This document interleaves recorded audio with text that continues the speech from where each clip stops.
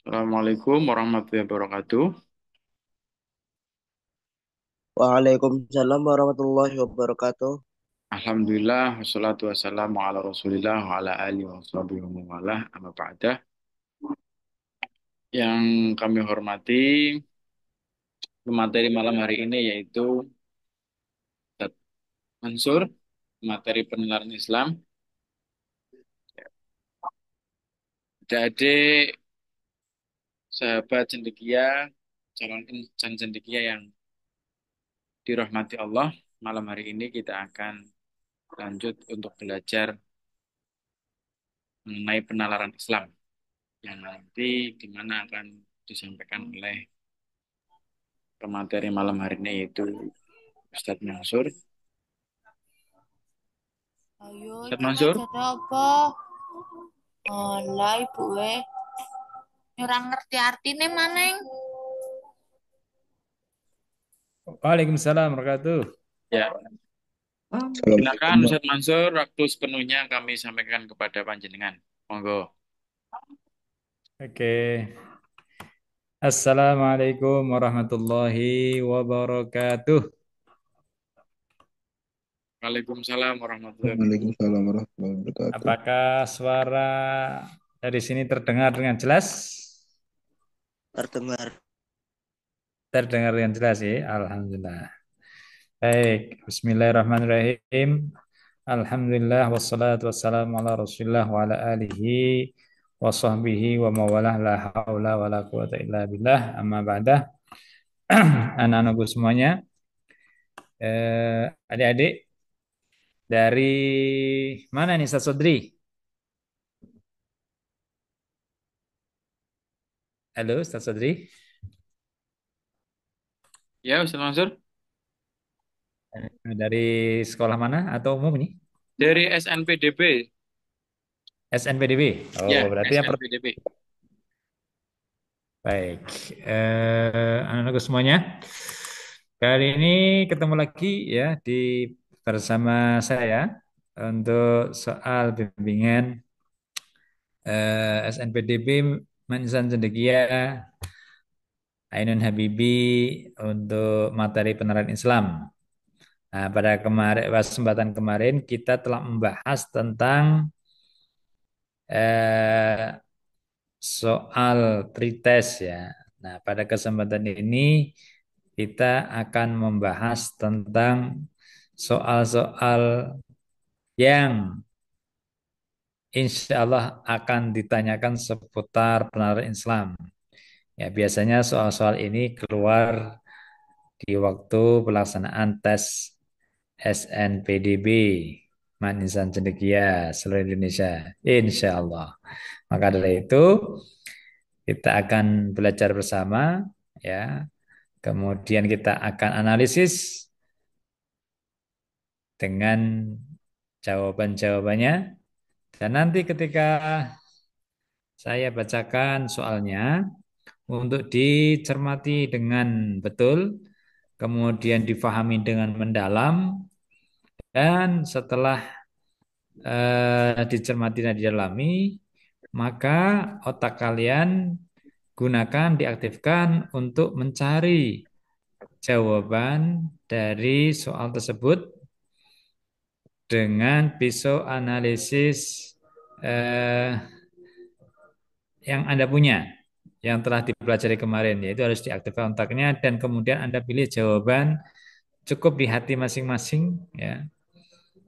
Dan kalau yang sudah menemukan bisa ketika nanti saya berikan kesempatan untuk menjawab. Jadi setiap satu soal nanti ketika sebelum kami jawab, jadi kami berikan Anda untuk menjawab selama menjawab selama 3 detik. Jadi ketika soal dibacakan, Anda ingat-ingat ya polanya, kemudian pikirkan, pahami, kemudian tahu, tentukan jawabannya. Oh A, B, ataupun C, atau D, dan nanti ketika saya mengatakan siapa yang sudah menemukan, langsung jawab yang bisa menemukan. Dan nanti baru kita bahas gimana indikator jawaban-jawaban tersebut. ya, yang sesuai dengan yang ditanyakan. Demikian, ya. Mari kita mulai. Bismillahirrahmanirrahim. Nah, ini ada beberapa pertanyaan. Terlihat ya, terlihat ya di Ya, terlihat. Saat. Oke, oke baik. Ini bagaimana? Ada pertanyaan. Bagaimana rahmat alamin dapat diimplementasikan dalam menghadapi isu lingkungan hidup yang semakin serius di Indonesia? Ingat, rahmatan alamin itu rahmat itu kasih sayang, ya kedamaian lil alamin bagi semesta alam. Jadi konsepnya adalah konsep Islam itu rahmatan alamin.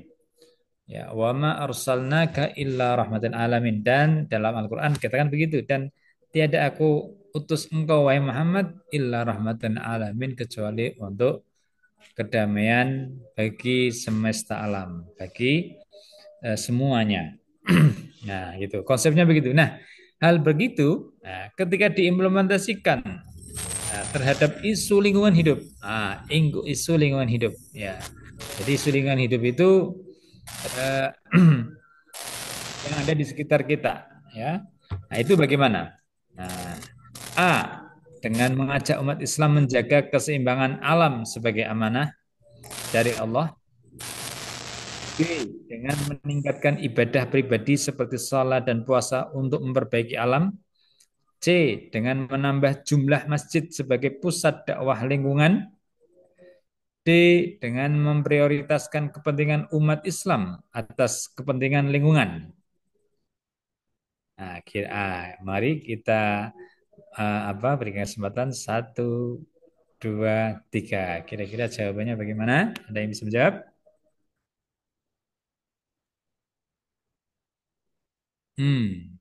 Belum ada. Oke.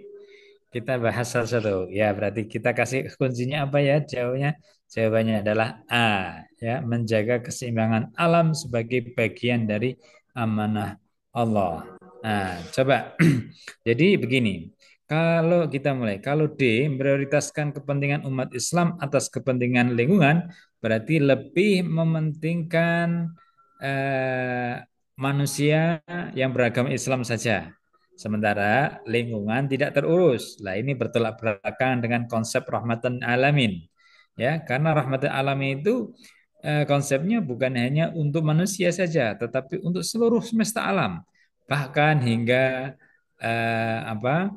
binatang, hingga pepohon-pohonan, ya, lingkungan, air, tanah, daerah, kota, negara, dan seterusnya. Itu yang menjadi konsepnya. Maka mementingkan seseorang, mementingkan orang, maka itu bertolak belakang dengan konsep Islam rahmatan alamin, khususnya ketika diimplementasikan untuk lingkungan. C, dengan menambah jumlah masjid sebagai pusat lingkungan. Memperbanyak masjid juga apa eh, tidak tidak membuat lingkungan menjadi terurus, menjadi tergarap. Nah, karena itu lebih ke ibadah, ya. B, dengan meningkatkan ibadah pribadi seperti salat dan puasa untuk memperbaiki alam. Nah, ini lebih ke personal, ya, ke ibadah sendiri tanpa artinya mengesampingkan tentang lingkungan, dan ini juga tidak tepat. Maka yang tepat adalah A, mengajak umat Islam untuk menjaga ini. Jadi ada ajakan kepada orang lain untuk sama-sama menjaga. Menjaga apa? Menjaga alam sebagai amanah dari Allah. Karena alam semesta ini merupakan warisan ataupun pemberian dari Allah Subhanahu wa taala, dan itu merupakan sebuah amanah. Maka jawabannya adalah A. Ya, macam adalah A. Oke, kita lanjut. Nah, ini dia. Dalam konteks era digital, ya, bagaimana umat Islam dapat menjaga nilai-nilai kejujuran sesuai ajaran Islam ketika berinteraksi di media sosial? Nah, ya. Menjaga nilai kejujuran, berarti yang ditanyakan adalah bagaimana menjaga nilai-nilai kejujuran sesuai dengan Islam ketika bermedsos. Nah, ketika bermedsos. A. Membagikan berita dan informasi yang bermanfaat bagi umat. B. Menyebarkan informasi tanpa memeriksa kebenarannya. Nah, jadi informasi info apa langsung. Nah, gitu ya. C. Menghindari berbagai konten yang bersifat hiburan. Nah, ada hiburan-hiburan apa? Nggak mau lihat lah, nggak mau ini ya. Nah, gitu. D. Membatasi interaksi hanya dengan sesama Muslim. Nah, sama orang Islam saja, tapi sama orang non-Islam nggak mau berinteraksi ataupun cuek, ya nggak mau tahu. Kira-kira jawabannya apa? Satu, dua, tiga. Ya, ada yang menjawab? Atau yang mau coba? Tidak apa-apa, salah tidak apa-apa. A. Apa? A. A. Membagi berita dan informasi yang bermanfaat bagi umat. Oke, kita lihat. Betul sekali, jawabannya adalah A. Membagikan informasi bermanfaat dan memverifikasi sebelum membagikan cara menjaga kejujuran. Nah, gitu ya. Jadi hati-hati ya terhadap apa informasi. Terkadang informasi kelihatannya itu meyakinkan, ternyata itu hoax ya sengaja dibuat. Apalagi biasanya indikatornya nih sambil belajar ya indikatornya biasanya ketika informasi itu tidak benar itu kalau sudah menyinggung, bersinggungan dengan kepentingan politik. Nah, biasanya kepentingan apapun, mobil khusus kepentingan politik. Wah, itu sangat-sangat perlu diantisipasi. Jadi perlu dicek and recheck. Ya, hatta walaupun maaf yang nggak ada berhubungan pun, tapi ketika itu belum jelas maka jangan segera di-share ya. Perlu diteliti dulu, terutama ketika berita tersebut yang membicarakan tentang orang. Nah, biasanya apalagi politik praktis itu biasanya sudah menyudutkan ini semua serba dibolak-balikkan, fakta dibolak-balikkan yang kira-kira orang percaya. Nah, gitu kan. Bahkan maaf berita berita orang meninggal pun misalkan ada tokoh nih ya, ada tokoh, itu terkenal. Langsung di-share, diberitakan. Ternyata tidak benar, orangnya masih hidup sehat walafiat. Kayak seperti siapa ya? Roma Irama. Roma Irama itu kemarin pernah diisukan, dah, wah meninggal itu kan, dan sebagainya. Ternyata masih sehat walafiat. Nah kan perlu ini. Jadi ketika kita nge-share itu, ya pastikan itu sesuai dengan realitas. Terutama ketika kabar tersebut datang dari orang-orang yang tanda kutip itu tidak jelas, ya tanda kutip tidak jelas. Al-Quran mengajarkan begini dalam ayat Al-Quran itu. Inja ya ayyuhalladzina amanu inja akum fasikum binaba'in fatabayyan. Hai orang yang beriman, ketika datang kepadamu kabar dari orang fasik itu adalah orang yang selalu berbuat kesalahan ya. Fatabayyanu, maka bertabayyunlah, maka eh, jelaskanlah, maka diperjelas fatabayyun tabayyun. Nah, apakah sesuai dari itu atau tidak. Nah, gitu. Maka kita jangan sampai menjadi korban oleh mereka. Nah, karena itu dampaknya fatal. Maka selamat yang menjawab A ya. Nah, itu yang benar A. Baik, kita lanjut. Ya. Kalau yang B ya, tadi yang B contoh yang B, menyebarkan informasi tanpa memeriksa kebenarannya, lah ini juga bertentangan. Jadi kalau ada informasi langsung sebarkan seperti ini kan enggak tepat ya. Jangan bersikap begitu. Kemudian menghindari berbagai konten yang bersifat hiburan. Jadi kalau saking hati-hatinya kalau hiburan langsung tidak sampai begitu juga gitu ya. Kemudian membatasi interaksi hanya dengan sesama muslim, apalagi tersebut itu sudah mengotak-kotakan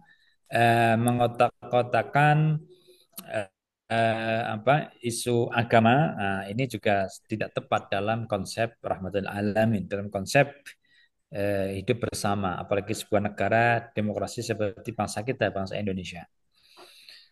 Oke, kita lanjut. Sekarang soal berikutnya. Terdapat, maaf ini ada, terdapat perbedaan pendapat ulama tentang penggunaan aplikasi pinjaman online. Nah, berdasarkan prinsip dalam muamalah Islam, langkah mana yang sebaiknya diambil? Wah, ini ya. Jadi penggunaan aplikasi pinjam online. Sekarang lagi marak ya, pinjaman online. Tiba-tiba terkadang ada orang datang menagih. Gara-gara apa? Pinjaman online. Terkadang disalahgunakan juga. Ini dalam prinsip bermuamalah ya, ulama berbeda pendapat dengan pinjaman online tersebut. Nah, langkah mana yang sebaiknya diambil ketika hal itu terjadi? Ya. Pilih A, menghindari seluruh jenis pinjaman untuk mencegah riba. Wah, jadi pinjaman apapun dihindari. B, mengkaji legalitas pinjaman online dan memastikan tidak ada unsur riba. Ya, jadi diteliti peminjaman tersebut ada ribanya atau tidak. Kemudian C, meningkatkan penggunaan pinjaman online karena kemudahan akses. Nah, ini jadi semakin semangat ya. Kenapa? Karena mudah. Ya, biasanya kan orang cari uang kan sulit ke sana kemari, pinjam sana, pinjam tetangga, nggak ada yang ngasih, pinjam kawan, nggak ada yang ngasih. Lah ini ada online, ada lewat HP, ada lewat internet, nawar-nawarin mau berapapun dikasih. Nah, gitu berarti terus ditingkatkan. Kayak gitu atau bukan? Nah, kita lihat yang terakhir, yaitu D, menggunakan pinjaman online hanya jika dalam kondisi darurat. Nah, kalau darurat saja digunakan. Nah, mana sikap yang benar? Ayo, mangga. Satu, dua, tiga. Ada yang mau menjawab? B. Apa? B Ustadz B. D. Bebek. D ya. Oke. Oke, menggunakan pinjaman online hanya jika dalam kondisi darurat. B Ustadz B. B. Ya. B. Oke. B ya. B. Oke. Kita lihat jawabannya seperti apa. Nah, Pakai betul sekali. benak. Menghindari riba dengan memastikan kehalalan transaksi. Jadi kita, kenapa alasannya begitu? Ya, Iya. Wah, nggak salah. Ini tapi dia sayang-sayang tahu. ya, Tiba dia kita bisa sih. mohon maaf, bisa dinonaktifkan suaranya sementara apabila tidak berkepentingan. Ya, terima kasih. Ya, kita lihat ya. Nah, nah, dalam syariah kita itu ada prinsip-prinsip. Ya, ada prinsip-prinsip yang harus dilaksanakan dalam bermuamalah, yaitu satu, ya, tidak merugikan. Kedua, tidak ada tipu-tipu, tidak ada tipu daya, ya, gurur, penipuan, nggak ada penipuan. Ya, kemudian bersih apa transaksinya dan benar, sahih secara syariat. Ya, secara syariat itu harus benar. Secara sahih atau benar itu tergantung bagaimana apa transaksinya, bentuk ininya dan juga bentuk apa barangnya ya, barangnya. Itu beberapa prinsip dalam syariah. Nah, ini di sini ya mengkaji legalitas pinjaman online dan memastikan tidak ada unsur riba ini merupakan sifat 1A kehati-hatian ya. Hati-hati dia ya. Kemudian dan tidak ada unsur riba, tidak ada hal yang haram dalam transaksi tersebut. Nah, ini sikap yang bagus, yang benar. Nah, kalau menghindari seluruh jenis pinjaman untuk mencegah riba, ini berarti apatis, berarti eh, apa belum mengkaji, jadi belum pakai pakai pukul rata. Nah, ini berarti sikap yang tidak istilahnya tidak komprehensif, tidak menyeluruh. Padahal di syariat itu memberikan kemudahan-kemudahan, ya, berikan ada kemudahan-kemudahan dan kita ambil itu yang kemudahan kalau mau ada kok. Nah, tapi kalau sudah antipati, ya ini juga sikap yang apa Jadi tidak baik. Jadi tidak baik. Oke. Kemudian yang C, meningkatkan penggunaan pinjaman online karena kemudahan akses. Lah ini bahaya juga ya kalau semakin menggunakan banyak, tapi karena banyak pinjaman online yang sekarang ini juga marak, itu adalah fenomena yang berbahaya ya, karena bisa merugikan kayak gitu. Tidak ada filternya. Nah, ini juga bahaya. Jadi hati-hati. Kemudian menggunakan pinjaman online hanya jika dalam kondisi darurat, sebetulnya kayaknya benar, kayaknya benar. Kenapa? Karena kalau darurat saja, tetapi itu juga ada celah ya, celah untuk kita jatuh di eh, ke tadi itu dirugikan. Makanya tidak boleh. Nah, makanya sikap berhati-hati dalam meminjam dan juga memastikan yang transaksi tersebut itu tidak ada unsur-unsur yang dilarang oleh syariat seperti riba, maka itu adalah sikap yang paling tepat ya. Oke, kita lanjut. Bismillahirrahmanirrahim. Wis, sudah ada aja. Ya, oke, kita lihat. Bagaimana umat Islam dapat menerapkan konsep ukhuwah Islamiyah di masyarakat? Ya. Bagaimana umat Islam dapat menerapkan konsep ukhuwah Islamiyah di tengah masyarakat majemuk di Indonesia? Oh, konsep ukhuwah Islamiyah di masyarakat seperti masyarakat Indonesia ini. A, dengan hanya persaudaraan. Islam itu ukhuwah itu persaudaraan. Ukhuwah itu persaudaraan. Islamiyah berarti persaudaraan dalam hal agama Islam tentunya ya. Jadi konsep ukhuwah tersebut. Nah, itu penerapannya di Indonesia itu bagaimana? Nah, A, dengan hanya mempererat persaudaraan dengan sesama muslim. Apakah itu? Ya, dengan hanya mempererat persaudaraan dengan sesama muslim saja. B, dengan menjalin hubungan baik dengan seluruh umat tanpa membedakan agama. Menjalin hubungan baik dengan seluruh umat tanpa membedakan agama. C, memprioritaskan kepentingan umat Islam dalam segala urusan. Jadi kalau yang punya pekerjaan orang Islam, maka kita dahulukan, begitu. Nah, D, membatasi interaksi sosial dengan non-Muslim. Dengan orang non-Islam dibatasi.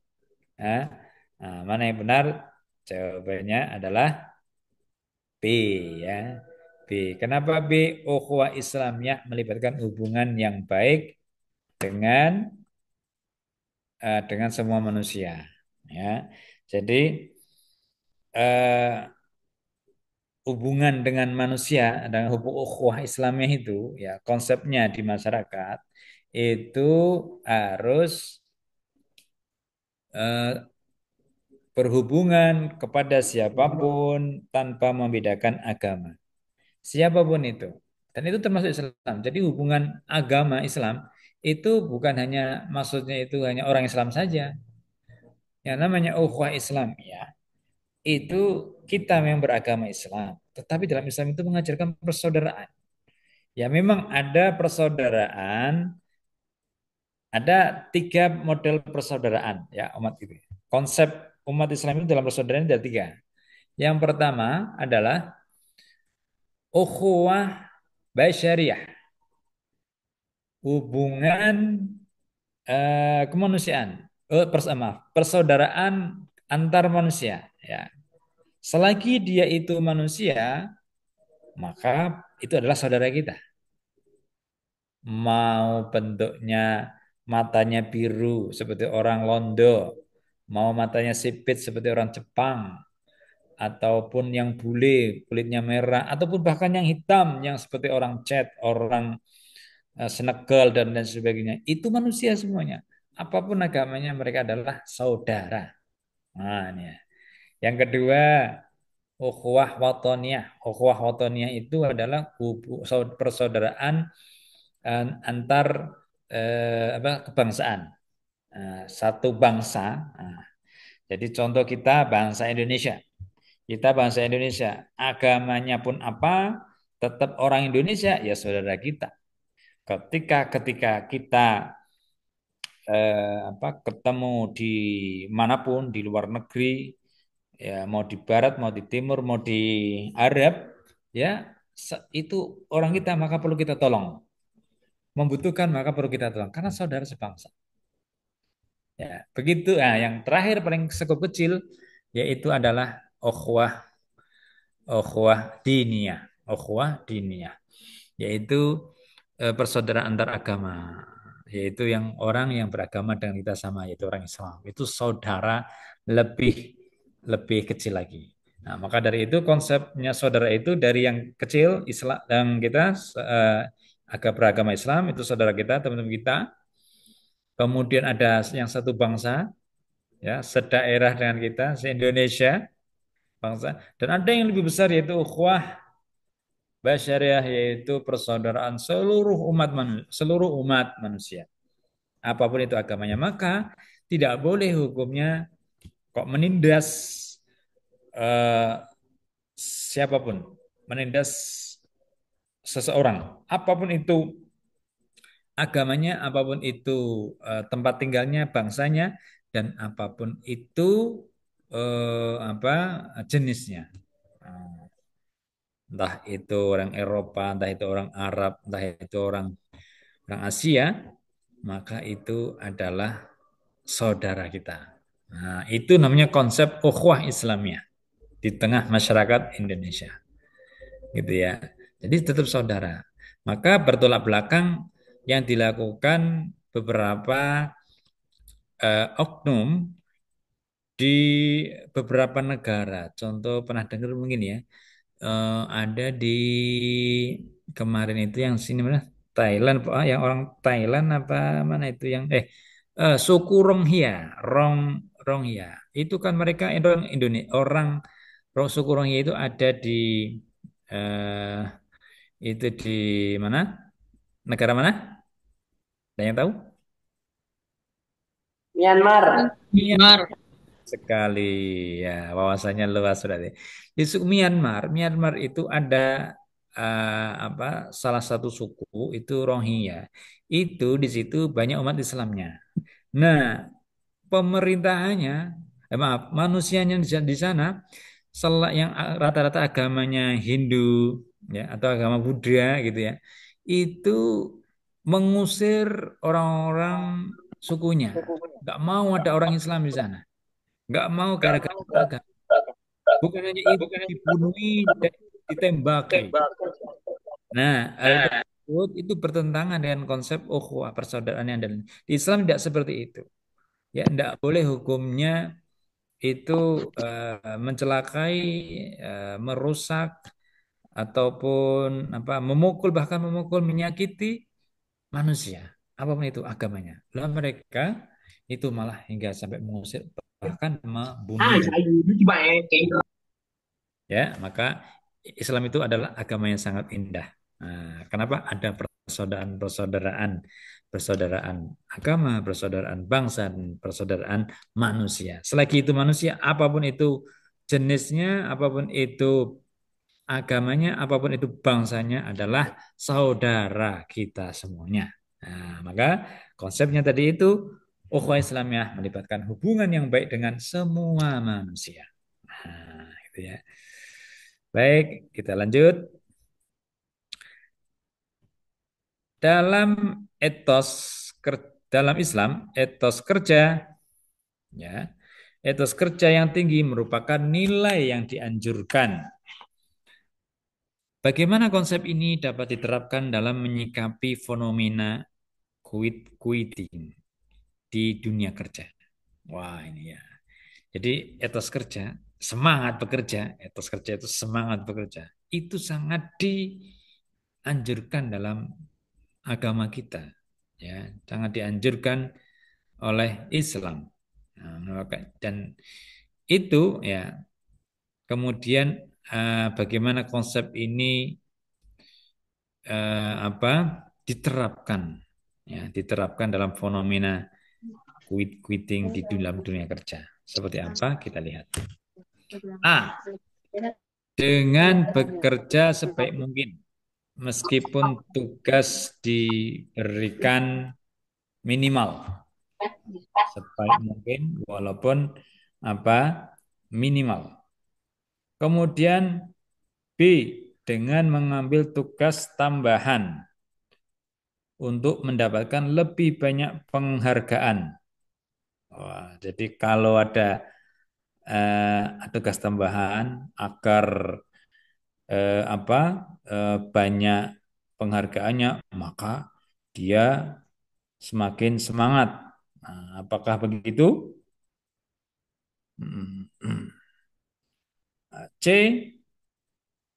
dengan memberikan kontribusi sesuai dengan amanah tanpa meninggalkan tanggung jawab. Nah, ya. Dengan meninggalkan kontribusi sesuai dengan amanah tanpa meninggalkan tanggung jawab. Kemudian D, dengan bekerja hanya sesuai perjanjian kontrak tanpa memperhatikan kualitas. Nah, pokoknya bekerja urusan kualitas ya entahlah kayak gitu ya. Nah, urusan kualitas entahlah. Nah, itu silakan pilih ya. C. C, dengan beri kontribusi sesuai amanah tanpa meninggalkan tanggung jawab ya. Tahu nggak quitting itu apa?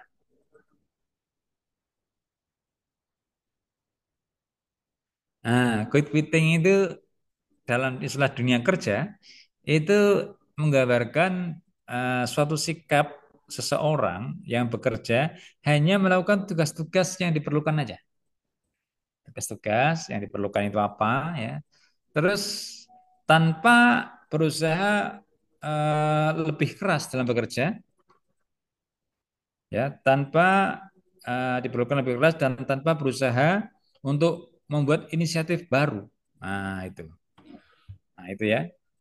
Itu yang namanya itu quitting. Sebentar ada yang masuk nih, sebentar. Soalnya kelihatan ya?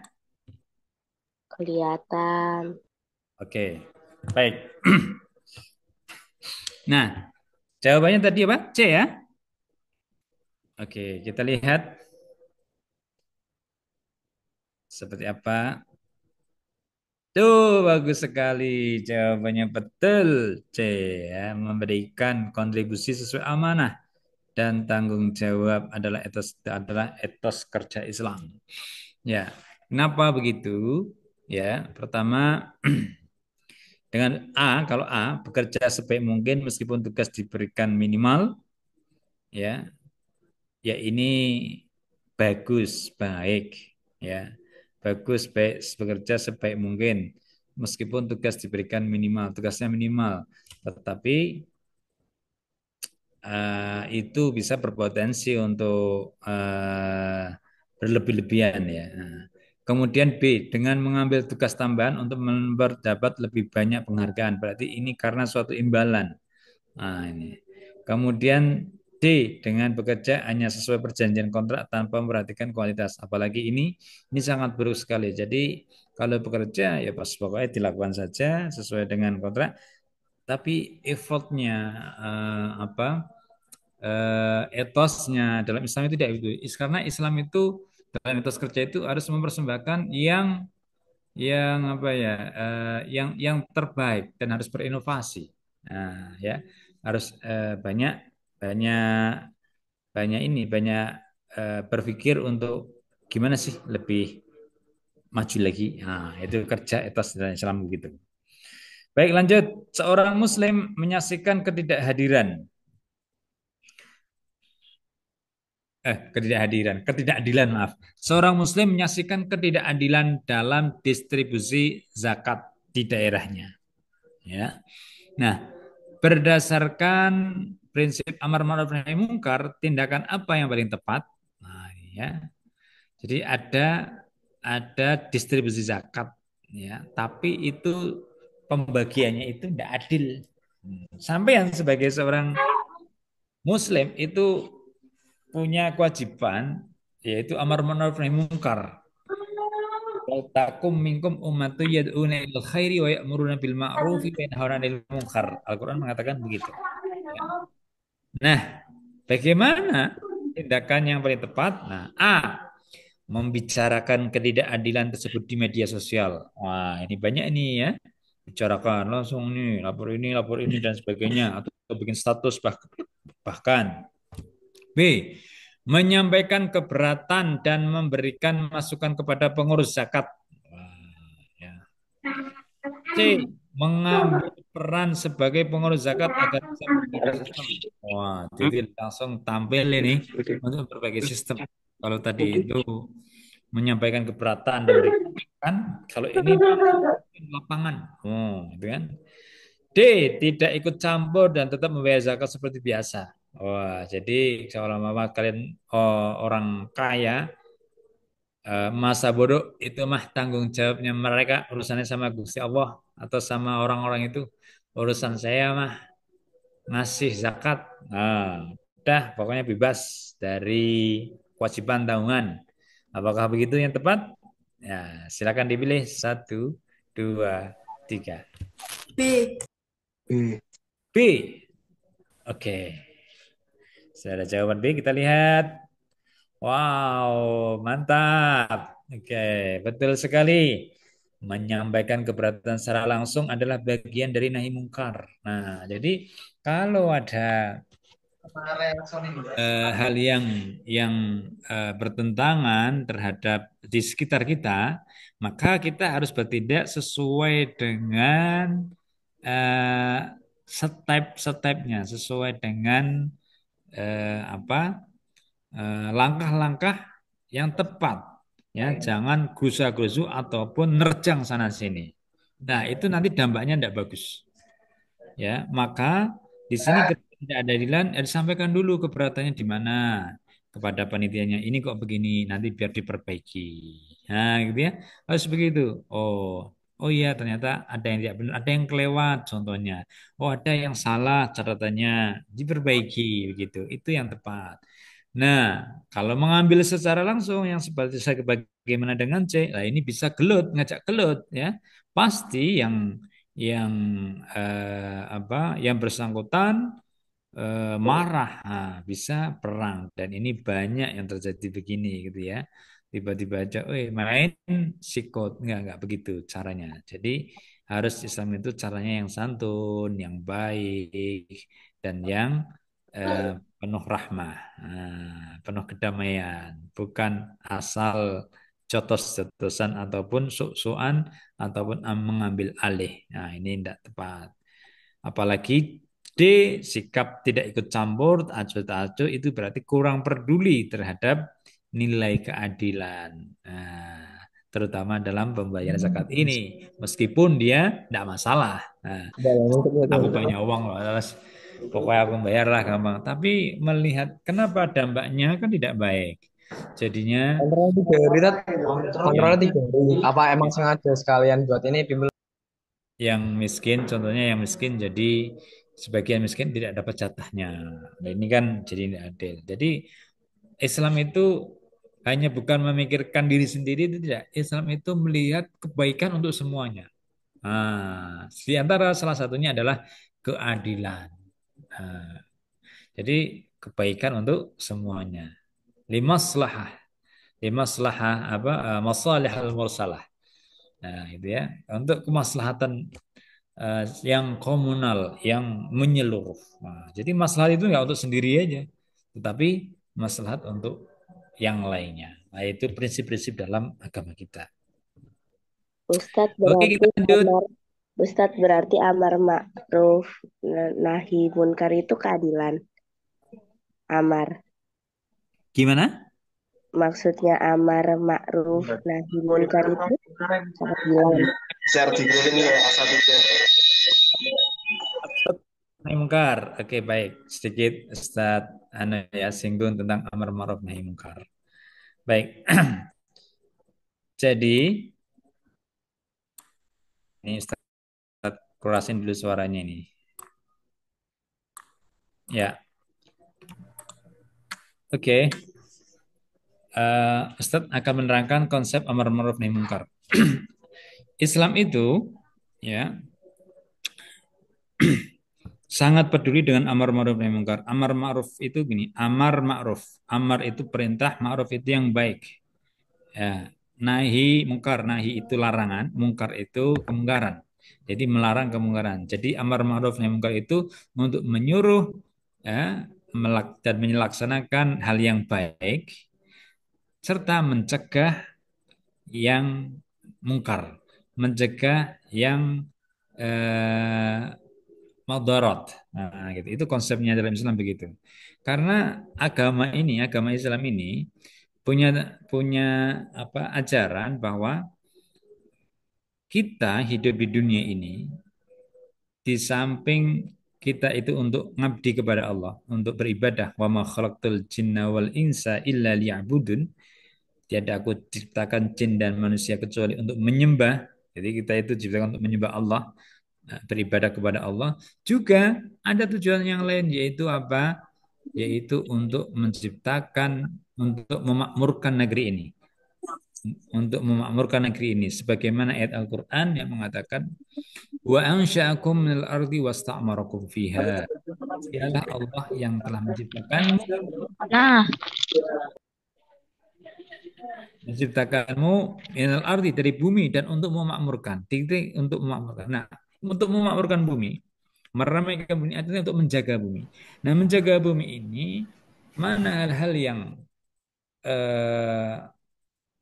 yang baik untuk dilaksanakan dan hal-hal yang buruk untuk dicegah.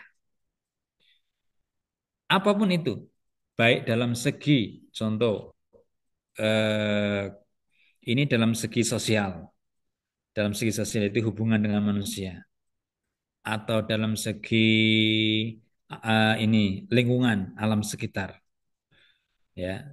Contoh kerusakan ini banjir, kita dilarang untuk membuat atau untuk merusak bikin banjir, dilarang membuang sampah sembarangan karena bisa nanti jadi banjir, dilarang memotong menebangi hutan-hutan karena bisa berpotensi untuk terjadinya longsor dan banjir, itu dilarang. Itu kenapa? Karena bisa merugikan, merusak. Kemudian dari segi tadi sosial ya, contoh terjadinya pencurian, terjadinya apa pertikaian, kita dilarang untuk itu. Maka kita cegah itu dan kita yang baik-baik dilarang disuruhnya. Kemudian bahkan dalam hal bidang moral. Nah, moral pun dilarang ya, dilarang apabila itu merusak moral. Nah, berarti itu rusak yang ma'ani, bukan yang zahiri. Jadi yang tidak tampak, tapi itu seperti moral. Itu pun kita harus menjaga dan yang baik-baik.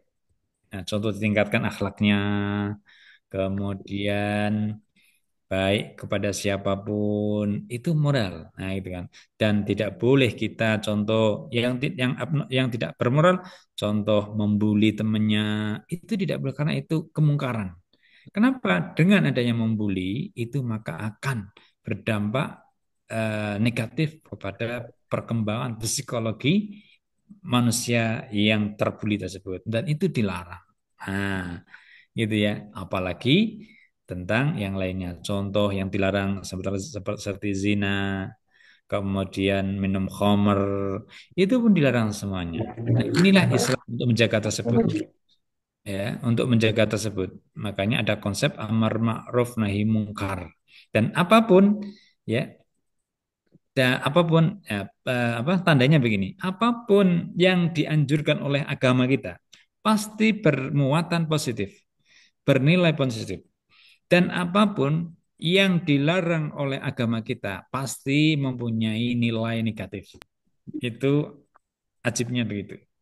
Ya, jadi sekali lagi, apapun itu yang disuruh oleh agama kita, yang dianjurkan, yang diperintahkan itu bernilai kebaikan, bernilai ma'ruf.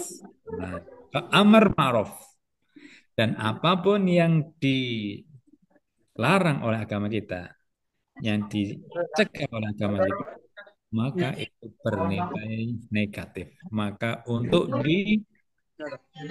Ada orang tidak eh, tahu suku. ditahan ataupun untuk tidak dilaksanakan dan ditinggalkan. Dan termasuk melarangnya apabila kita melihatnya. Nah, gitu ya. Nah, dan sesuai dengan kemampuannya. Ya, sesuai dengan melarangnya itu sesuai dengan kemampuannya. Sebagaimana hadis Nabi yang mengatakan begini, ketika kita melihat kemungkaran, man ra'a minkum munkaran falyughayyirhu biyadihi. Fa illam yastati' fa bilisanih. Fa illam yastati' fa biqalbihi. Wa dzalika adhaful iman. Kata Nabi, barang siapa yang melihat suatu kemungkaran, maka falyughayyirhu biyadihi, maka rubahlah dengan kuasamu, dengan tanganmu. Katanya, dengan kuasamu. Anak SMP kelas 3 pejagan. Muhammad Migdad ya, bisa di off-kan itu. Nah, ya, terima kasih. Eh, ketika melihat kemungkaran dan kamu kuasa untuk merubahnya, maka itu paling utama, itu diutamakan. Contoh, orang tua melihat anaknya eh, berbuat tidak benar, maka orang tua wajib untuk merubahnya, untuk mencegahnya, melarangnya, merubahnya dengan tangannya, karena dia berkuasa, orang tua tersebut. Pemerintahan atas rakyatnya, misalkan di situ ada apa praktek eh, apa jual miras ya, di kampung tersebut contohnya. Nah, miras maka akan berdampak negatif pada daerah tersebut. Ataupun maaf, contoh ini jual badan, nah jual badan itu apa ya istilahnya, prostitusi di suatu daerah, maka akan rusak tersebut. Nah, pemerintah punya kuasa untuk membubarkan, untuk melarangnya. Nah, itu maka eh, itu berkewajiban untuk merubahnya. Kalau tidak mampu, fa'ilam yastati fa bilisani. Contoh kalau nggak bisa, karena itu maka dengan lisan, dengan dinasihatin. Nah, ya. Kalau nggak mampu maka dengan lisan, dengan lisannya. Contoh ada teman gitu kan. Itu kan teman itu kan biasanya kan kalau tadi itu yang dengan tangannya tadi dengan kuasaannya orang tua ke anak mungkin. Jadi atas ke bawah. Kalau fabilisani itu biasanya sepantar ya, selevel, seleting ke antar kawan atau tetangga dengan ini yang cukup, nggak mungkin perlu dengan apa, dengan kekuatan, tetapi dengan apa, dengan perkataan, dengan nasihat. Lambuk jangan begitu, kamu itu nyakiti itu, masa mengambil milik orang lain dan sebagainya itu kan merugikan. Contoh ya, ini bagian daripada merubah dengan lisannya. Nah, kalau tidak mampu dengan lisan, contoh eh, ada preman sangar rutin di tempat panjenengan. Sangar rutin itu sangar banget itu ya. Ada preman yang dikit-dikit membunuh lah. Sampai itu melihat kemungkaran itu. Maka panjenengan juga punya kewajiban untuk merubah. Gimana? Dengan kekuatan jelas keok nggak mampu. Dengan lisan juga takut nanti malah kita yang jadi korban. Maka dengan hati, fabi qalbi, maka cukup hatinya ingkar, mengakhiri hal tersebut, wada dikata iman, dan itu yang paling apa, paling rendah rendahnya iman. Nah, gitu ya. Itu konsep amar ma'ruf nahi mungkar. Oke, jelas nggih? Nah, oke, kita lanjut ya. Mm-mm. Nah, kita lanjut dengan soal berikutnya. Jika dalam suatu wilayah terjadi krisis pangan, bagaimana konsep Al-Quran tentang tolong menolong dalam kebaikan ya dapat diaplikasikan? Wah, ini kalau dalam sebuah wilayah ada krisis ini, krisis makan, khususnya krisis pangan. Ada kan krisis macam-macam ya, krisis air, ada krisis uang, ya, ada krisis uang, krisis moneter dulu ya tahun 97 di Indonesia pernah. Sekarang di negara-negara lain banyak ini lagi krisis moneter. Nah, ini krisis pangan, nggak ada makanan. Nah, di suatu daerah. Contoh seperti di Palestina sekarang. Palestina itu semua ya dibomi sama Israel untuk makan sulit dan lain sebagainya. Sehingga mengandalkan bantuan dari negara-negara tetangga termasuk Indonesia. Indonesia itu alhamdulillah telah membantu banyak, telah bertubi-tubi membantu rakyatnya pun punya peduli yang sangat banyak. Lah itu krisis pangan termasuk dalam makanan, dikirim berton-ton beras dan lain sebagainya. Nah, eh, ketika terjadi begitu, bagaimana konsep Al-Quran tentang tolong menolong dalam kebaikan dapat diaplikasikan? Karena Al-Quran ada konsep tolong menolong. Wa ta'awanu 'alal birri wat taqwa. Wa la ta'awanu 'alal itsmi wal 'udwan. Kata Al-Quran begitu.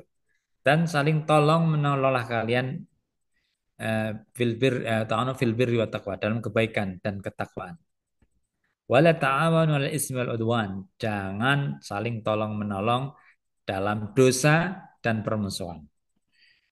Ya, kalau kebaikan boleh tolong menolong, tapi kalau dalam dosa dan permusuhan itu tidak diperboleh. Contoh menolong dalam dosa itu ya seperti nyontek ya. Nyontek kan enggak haknya itu ya. Nah, itu tidak boleh. Kemudian korupsi, saling korupsi ini berjaring berjejaring, itu juga tidak diperbolehkan, itu dosa. Bukan tolong menolong itu namanya. Nah, tolong menolong dalam Islam adalah bil birri wat taqwa, dalam kebaikan dan ketakwaan yang baik. Nah, gimana aplikasinya? Dengan hanya mengutamakan kebutuhan keluarga dan orang dekat. Wah.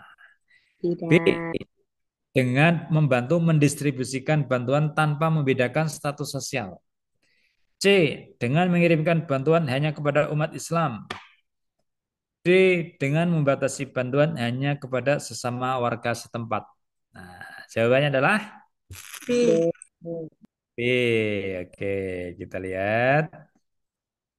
Oke, betul ya. Jawabannya B. Tolong menolong dalam Islam tidak membedakan status atau agama. Ya, kenapa? Ya, karena tadi itu di awal konsepnya tadi itu ya. Pokoknya kita itu ada persaudaraan, itu bukan hanya sama agama toh, tetapi ya sebangsa, setanah air, dan juga seantar manusia. Nah, maka nggak boleh mendiadakan, distribusikan ya untuk semuanya. Bukan kalau keluarga nih di lebih banyak yang terdekat ya enggak, semuanya ya, semuanya kasihkan gitu, termasuk bukan seagama. Nah, yang lainnya jelas nih kira-kira gitu. Baik, masih ada waktu kurang 8 menit lagi nih. Dalam menghadapi masalah kesehatan mental, bagaimana Islam memandang peran penting keluarga dalam mendukung anggotanya? Sekali lagi, ya, dalam masa kesehatan mental tuh ya, mental itu jiwa, ya, ya, mental jiwa itu ada yang sehat dan tidak, ya. Bagaimana Islam memandang peran penting keluarga dalam mendukung anggotanya? Nah, A. Keluarganya hanya perlu mengingatkan pentingnya ibadah dan sabar. B. Keluarga sebaiknya mendorong untuk berobat dan mencari bantuan profesional. C. Keluarga sebaiknya menjaga masalah tersebut agar tidak diketahui publik. D. Keluarga harus memberi nasihat agama untuk menyelesaikan semua masalah. Monggo, 1, 2, 3. Ada yang mau menjawab?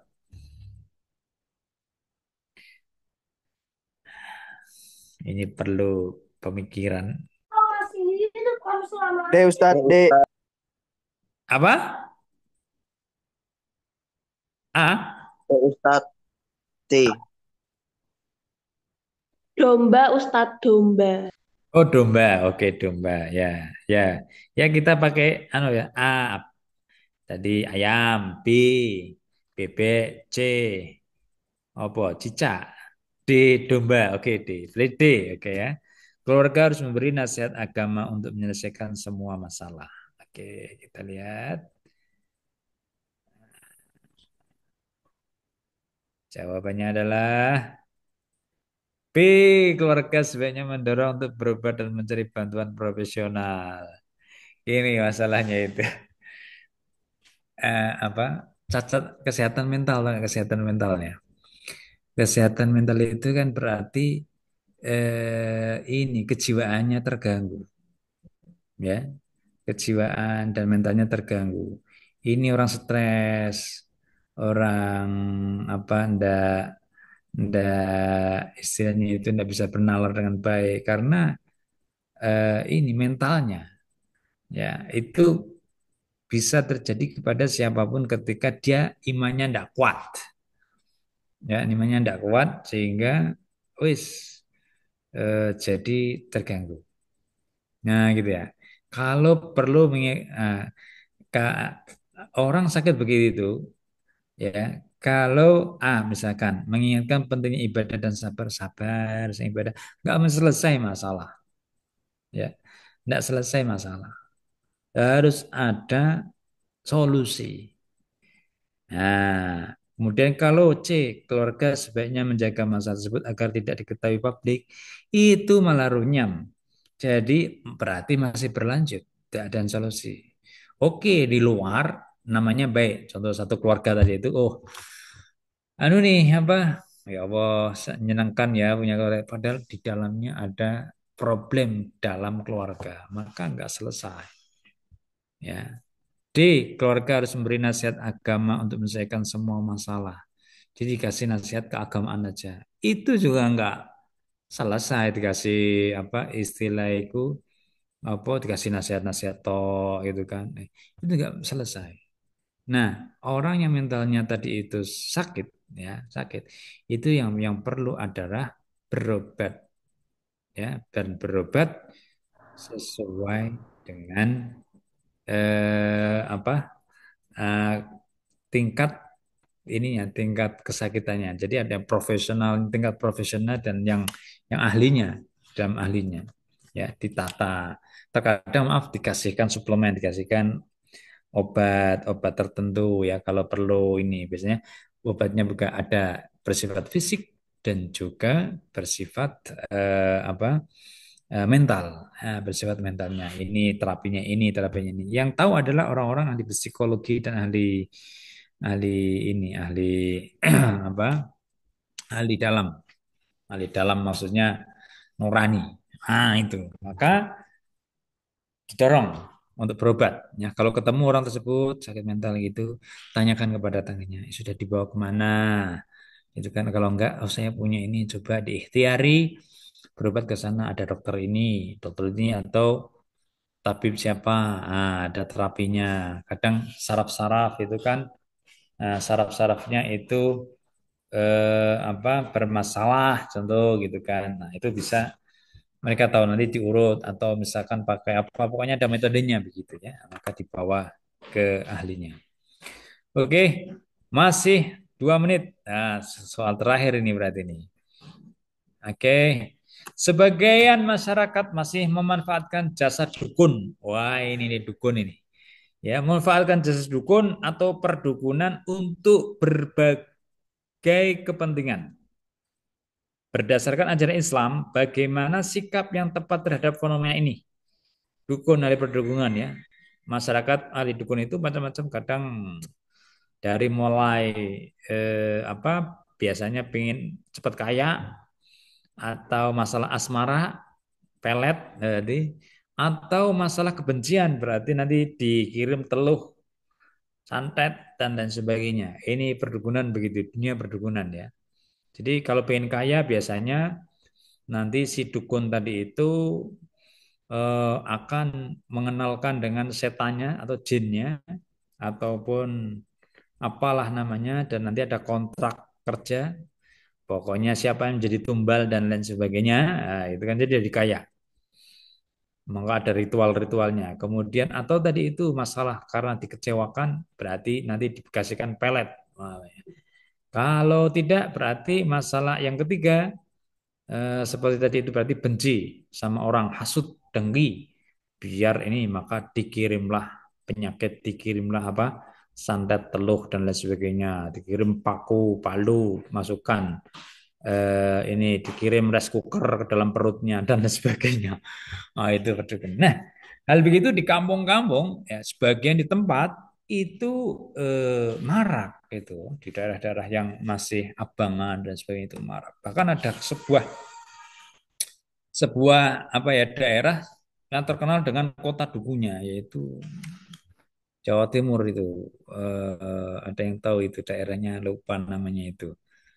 Nah, itu pokoknya itulah ya saya Ustaz nggak usah nyebutkan daerahnya pokoknya ada itu di sana dukun hampir tiap rumah itu ada dukun. Nah, jadi saling serang menyerang kadang antara itu. Nah, bagaimana ajaran Islam ah, bagaimana berdasarkan ajaran Islam bagaimana sikap yang tepat terhadap fenomena ini? Kalau Anda melihat begitu, kampungmu itu misalkan ada berapa?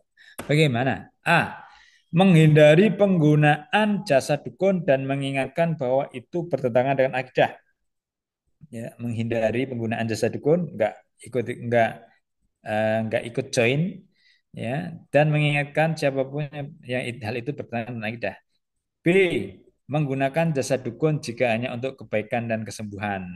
Jadi tetap menggunakan jika itu untuk kebaikan ya dan kesembuhan. Contoh apa nih kebaikan? Oh aku pengen tampil cantik nih ya karena pipiku itu peot ataupun banyak jerawatnya biar kelihatan cantik pasang susu gitu kebaikan pasang susu di pipi ataupun di mata dan lain sebagainya.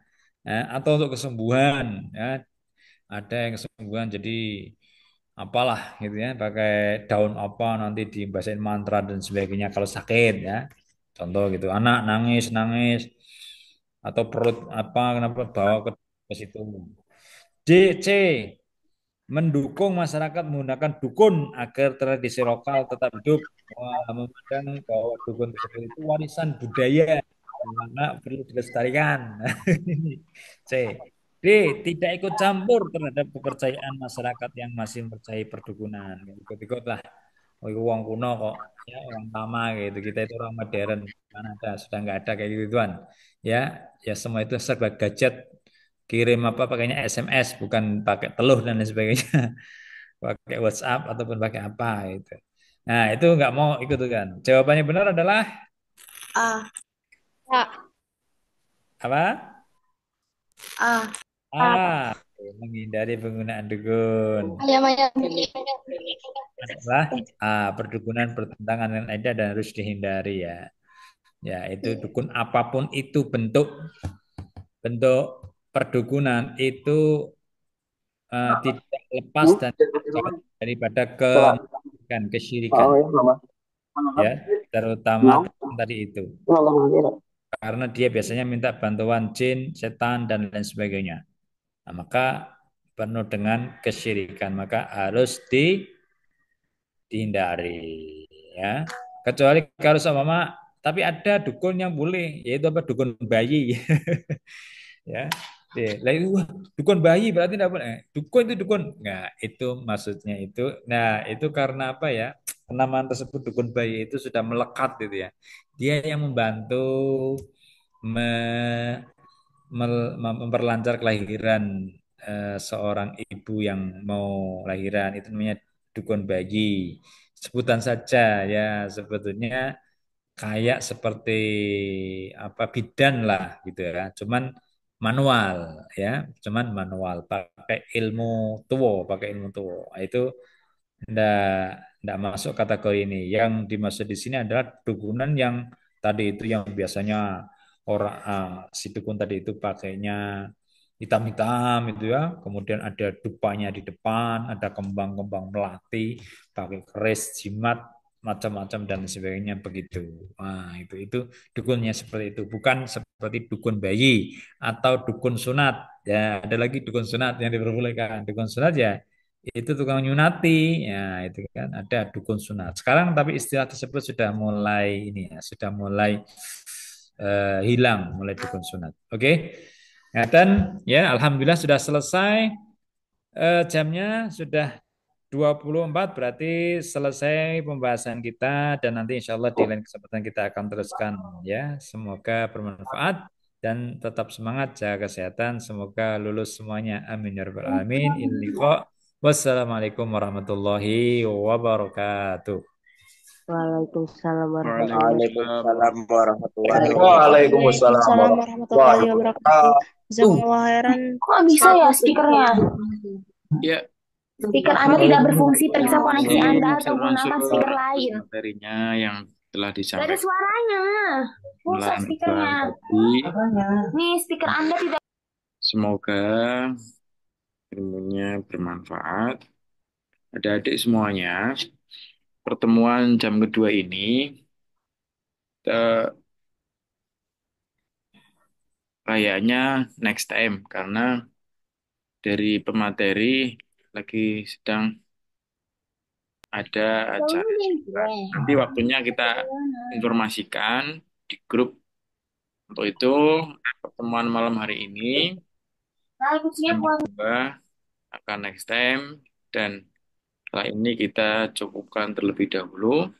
Kita akhiri bersama adik-adik semuanya pertemuan malam hari ini. Terima kasih Ustaz Mansur ilmunya, semoga bermanfaat. Kita akhiri bersama dengan bacaan hamdalah. Alhamdulillah. Alhamdulillah.